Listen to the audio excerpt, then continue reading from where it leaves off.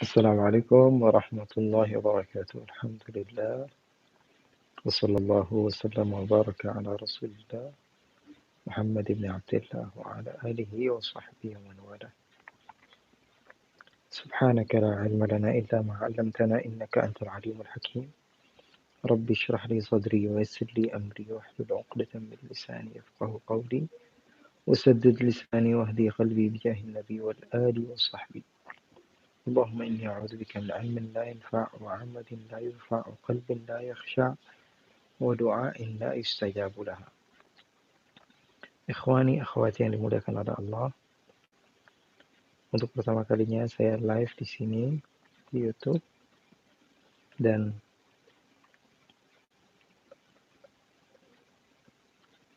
banyak sekali daripada sahabat, ikhwan dan akhwat yang bertanya kepada saya dan meminta pendapat tentang lagu yang berjudul Aisyah.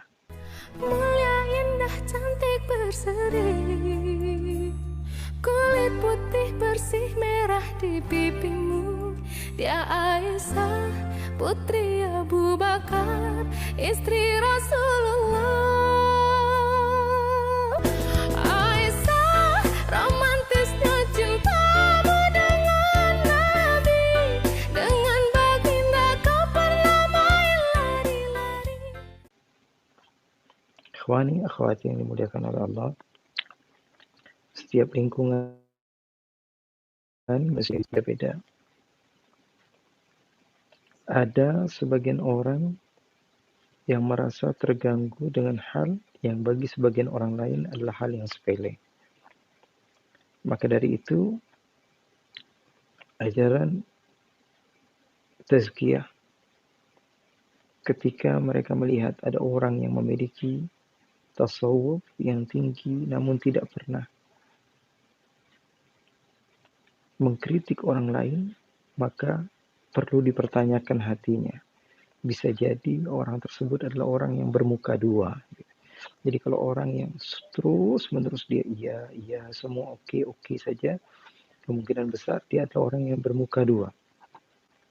Karena ajaran kita juga menunjukkan perdamaian di dalam perbedaan. Setiap orang memiliki kepala masing-masing, wa kullun minna yuqbalu wa yurad. Dan setiap di antara kita bisa diterima pendapatnya dan bisa ditolak, siapapun itu.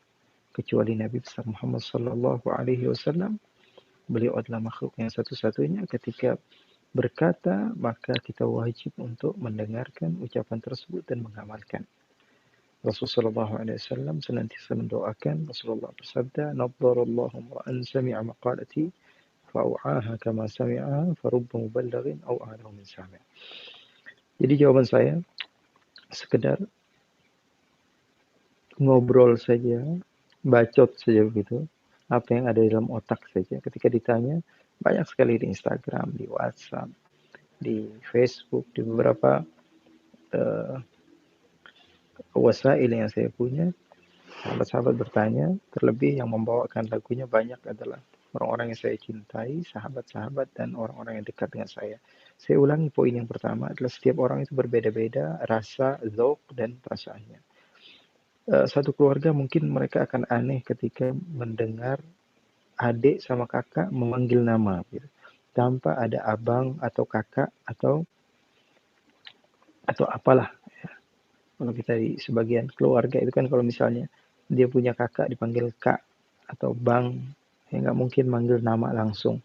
Tapi sebagian orang malah terbalik.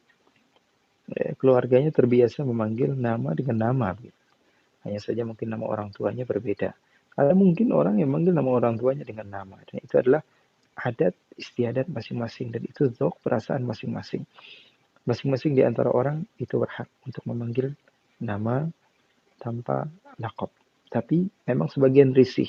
Ya, jadi bukan satu masalah gitu. Kalau ada sebagian orang yang komen tentang kok ini manggil namanya tanpa pakai Sayyidah atau Sayyidatuna atau Siti.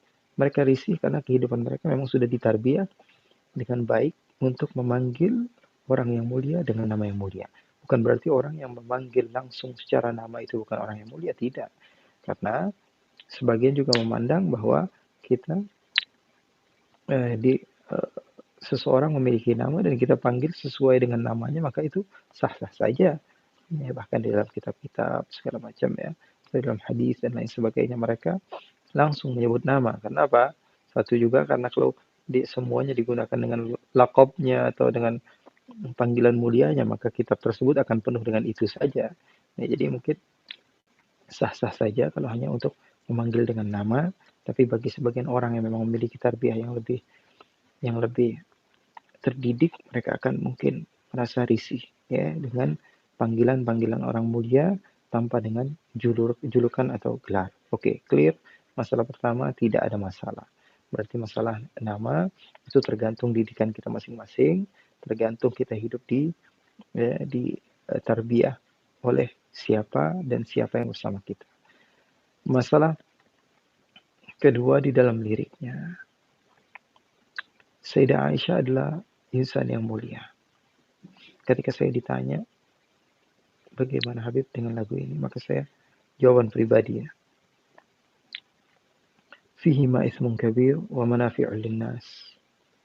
Ada baiknya supaya sebagian orang kenal siapa itu Sayyidah Aisyah. Supaya orang mengenal Sayyidah Aisyah. Tapi setelah kita lihat bahwa mudaratnya jauh lebih banyak daripada kebaikannya. Satu, karakter Sayyidah Aisyah yang lemah lembut, yang bijak, yang alimah, yang menutup diri, kecuali hal-hal yang memang disebutkan dalam riwayat tersebut untuk menyampaikan kepada orang lain bahwa Nabi Muhammad SAW romantis, dijadikan bahan untuk bayangan bagi anak-anak yang alay, yang mereka merasa bahwa Siti Aisyah adalah orangnya begini dan begitu, dan mereka ingin cepat-cepat menikah lah. Bahkan saya dengar ada yang bikin TikTok antara suami, bukan suami istri gitu, anak muda yang tidak ada hubungannya sama sekali, membayangkan gitu istri Rasulullah SAW. Ya ikhwan, kalau kalian tahu didikan para sahabat, para ulama, para tabi'in, para tabi'in, keluarga Nabi, kita pernah mendengar ada seorang keturunan Nabi namanya Ali Zainul Abidin. Ketika itu beliau di dalam salah satu peperangan, keluarga Rasul Shallallahu Alaihi Wasallam disiksa. Umumnya keluarga Rasul dari semenjak awal begitu. Bahkan Rasul Shallallahu Alaihi Wasallam sendiri saja mendapatkan musibah. Artinya musibah tersebut bukan berarti kan bahwa Nabi Muhammad Shallallahu Alaihi Wasallam adalah makhluk yang hina dengan musibah tersebut. Tidak. Adanya musibah tersebut menunjukkan bahwa Allah Subhanahu Wa Taala sayang kepada Nabi. Allah sayang kepada keturunan Nabi. Jadi ini sudah menjadi sunnatullah, orang-orang yang mulia akan diberikan musibah oleh Allah. Maka Sayyidina Ali Zainul Abidin ketika itu diikat beliau dengan keluarganya, perempuan semua tertutup, tidak ada yang terbuka sedikit pun. Alhasil ikhwani, apa yang terjadi? Salah seorang di antara pecinta Ahlul Bait, pecinta keluarga Nabi, mereka datang kepada Sayyidina Ali Zainul Abidin dan mengatakan, wahai Ali, sesungguhnya saya memiliki sedikit harta untuk saya bantu keluarga Nabi, saya ikhlas, saya ridho. Harta ini saya ingin berikan kepada engkau untuk diberikan kepada keluarga Nabi yang sekarang sedang mendapatkan musibah. Apa kata Sayyidina Ali Zainul Abidin? Wahai ikhwani, wahai akhi, wahai saudaraku, kamu melihat bahwa sesungguhnya tidaklah saya melewati satu tempat kecuali orang akan berkumpul melihat kepada saya, melihat kepada kepala bapak saya. Tolong kalau engkau memang benar memiliki harta, kau berikan harta tersebut kepada saya, dan harta tersebut kami akan buat untuk menghias kepala ayahanda saya, kemudian diletakkan di tempat yang bagus, sehingga semua orang ketika melihat kepala ayah saya akan fokus kepada ayah saya saja, tidak melihat kepada istri-istri saya, keluarga-keluarga saya, perempuan-perempuan daripada Ahlul Bait Rasulullah SAW. Di saat hal yang seperti itu mencekam kepada keluarga Nabi, mereka masih berpikir bagaimana caranya supaya keluarganya tidak dilihat oleh orang, tidak dilirik oleh orang, tidak dipandang oleh orang, tidak dibicarakan oleh orang lain. Itu adalah tarbiyah keluarga Nabi Muhammad SAW. Ikhwani, kalau memang ada cerita atau riwayat, yang dilihat bukan itunya, tapi bagaimana Rasulnya. Seperti sebagian orang menceritakan Sayyidina Umar ketika melihat ada orang yang ceramah salah. Kemudian Sayyidina Umar mengatakan, Bi'sal khatib ant, kamu ini enggak benar ceramahnya di depan umum. Bukan Rasulullah Sayyidina Umar mengajarkan kepada kita untuk memberhentikan setiap orang ada yang ceramah salah kemudian kita berhentikan, tidak. Bagaimana caranya supaya engkau menjadi orang yang khotib yang uh, memperhatikan ucapanmu. Ketika Rasulullah SAW melakukan ini itu, terkadang kita salah mengartikan, ikhwan. Jadi sebagian orang melihat bahwa ini adalah sesuai dengan hadis dan ini harus disampaikan. Yang kita perlu sampaikan adalah bagaimana caranya supaya kita contoh Rasul Shallallahu Alaihi Wasallam-nya. Jadi, ikhwani, keluarga Nabi sangat menjaga sekali keluarga mereka. Mereka takut sekali keluarga mereka dilihat oleh orang lain. Bahkan Sayyidatuna Aisyah sering Rasulullah Shallallahu Alaihi Wasallam katakan, pernah suatu saat Sayyidatuna Aisyah melihat ada seorang sahabat Nabi namanya Abdullah bin Umi Maktum yang ketika itu buta. Lalu Sayyidatuna Aisyah kata Rasulullah Shallallahu Alaihi Wasallam, kamu jangan di sini, kata Rasulullah Shallallahu Alaihi Wasallam. Sayyidatuna Aisyah mengatakan, ya Rasulullah, dia nggak bisa melihat saya, dia kan makfuful basar, kafif, nggak bisa melihat. Apa kata Rasulullah SAW? Dia tidak bisa melihat kamu, tapi kamu bisa melihat dia. Terbiah dari keluarga Nabi Muhammad SAW. Jadi, terkadang sebagian ikhwan melihat bahwa ini sesuatu yang biasa, tapi saya melihat apa? Mudaratnya jauh lebih banyak daripada manfaatnya. Walaupun kalau orang lain yang membawakan lagunya, mungkin saya akan mengatakan biasa-biasa saja. Atau saya akan katakan, wah ini Habib karena teman-temannya yang membawakan, maka Habib nggak ada komentar sama sekali. Tidak. Kebaikan, kebenaran harus disampaikan. Ya. Jadi, ini pendapat pribadi saya. Kalau ada yang berpendapat yang lain, silakan. Benar juga. Ya. Kalau mereka memiliki pendapat dan mereka katakan ini sesuatu yang baik, sesuatu yang bagus, ya tidak mengapa. Nah, tapi bagi saya ini adalah sesuatu yang bisa menjadikan seseorang memandang kepada Sayyidatuna Aisyah dengan karakter yang berbeda. Sehingga apa? Sehingga orang yang saya muliakan ketika saya mendengar lagu itu menjadi seperti apa ya? Menjadi seperti sesuatu yang wanita biasa yang disebut di mana-mana begitu. Dengan musik dibawakan oleh siapa saja dan sepertinya kalimat haqqin yuradu bil batil, yuradu bihal batil. Sepertinya benar begitu kalimatnya. Tapi yang diinginkan adalah dari hal-hal tersebut adalah sesuatu yang buruk. Jangan sampai kita seperti sebagian orang yang menjelek-jelekkan istri Nabi, menjelek-jelekkan keluarga Nabi, atau jangan-jangan ini ajaran-ajaran dari sebagian orang yang memang benci kepada istri Nabi, sehingga mereka membawa kepada kita seperti seperti bungkus yang baik, tapi di dalamnya penuh dengan racun. Jadi saya ulangi, ini pendapat pribadi, pendapat siapapun bisa diterima, bisa ditolak. Jangan mengatakan bahwa orang ini salah, orang yang tidak, semua tidak ada yang salah, kecuali orang yang keluar dari jalan agama, keluar dari Al-Quran, keluar dari Sunnah Rasul Sallallahu Alaihi Wasallam. Dan kalaupun salah, harus diberitahu dengan cara yang benar, bil hikmah, dengan hikmah wal mau'izatul hasanah, dengan cara yang bagus. Ini pendapat pribadi saya. Yang pertama tadi saya katakan bahwa tarbiyah orang berbeda-beda. Yang kedua, keluarga Nabi Muhammad SAW mereka menjaga. Kalau kalian mau tahu di Hadramaut, keluarga Nabi itu sampai-sampai mereka ketika putri mereka menikah, mereka tidak mau letak nama putri mereka.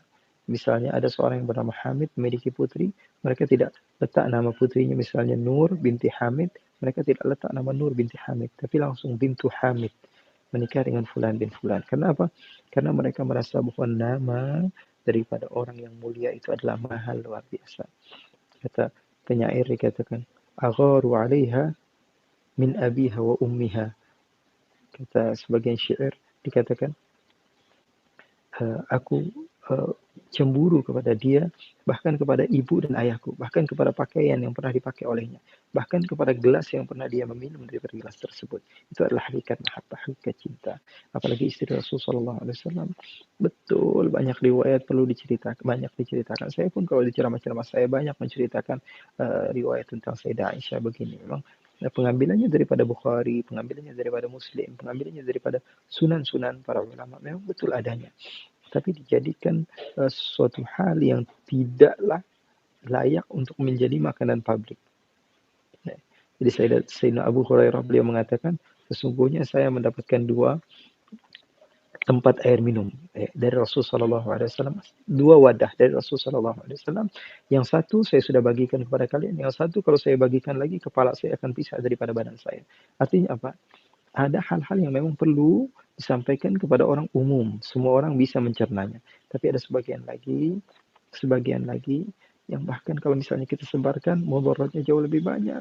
Orang-orang muslim saja sudah berbeda-beda, apalagi orang-orang yang tidak mengenal agama Islam. Ketika mendengar Siti Aisyah orangnya begini, orangnya begitu, mereka akan tahu dan berbicara sesuatu yang tidak baik mengenai istri baginda Rasulullah SAW yang dimuliakan oleh agama, yang disucikan oleh satu surat dari dalam Al-Quran.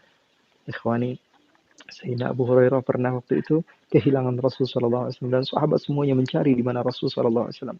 Sehingga Abu Hurairah mendapati Rasulullah SAW di dalam satu tempat.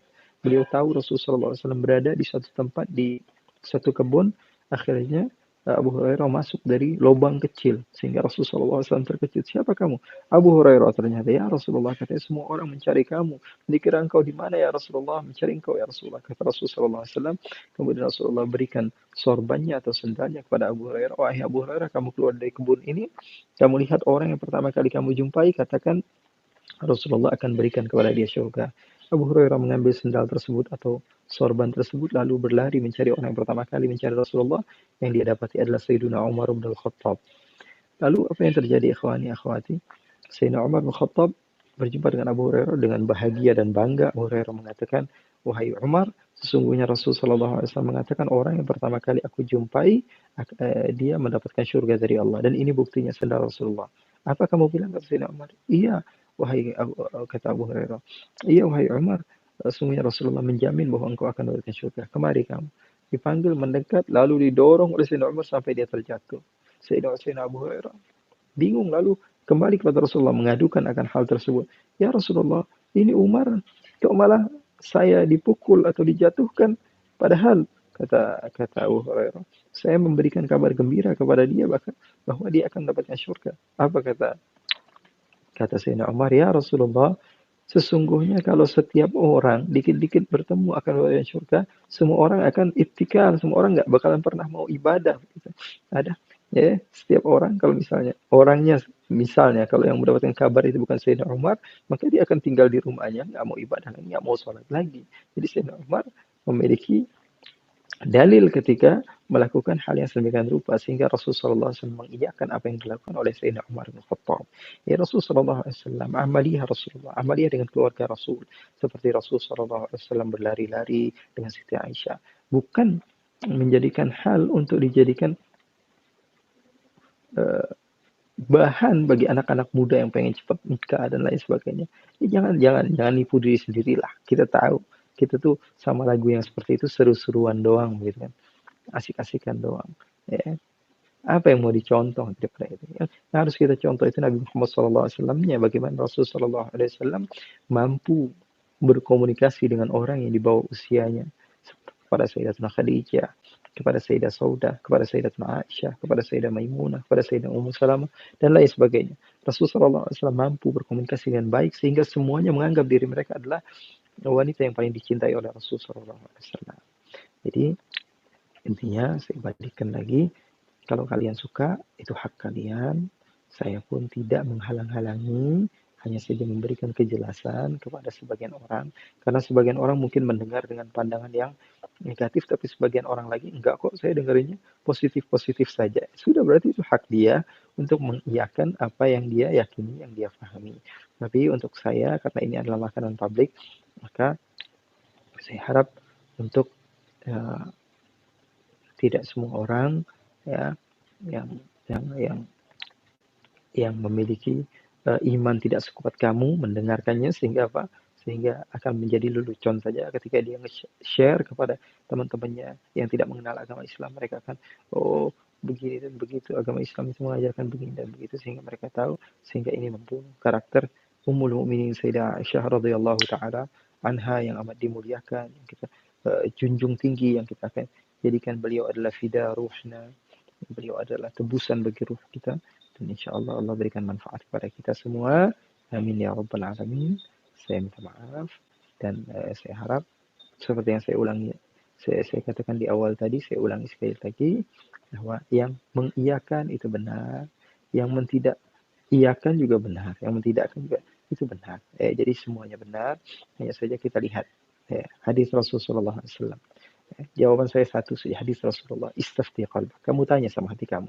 Karena albir matma'annat ilaihin nafas. Kalau hati sudah tenang, yakin, itu namanya kebaikan. Tapi kalau misal ada ribah, ada keraguan, berarti tinggalkan. Kata Rasulullah, da'ma yaribuka ila ma la yaribuk. Wa sallallahu wa sallam wa baraka ala sayyidina Muhammadin warzuqna kamal al-mutaba'ati lahu zahiran wa batinan fi afiyatin wa salama walhamdulillahi rabbil alamin. Assalamualaikum warahmatullahi wabarakatuh.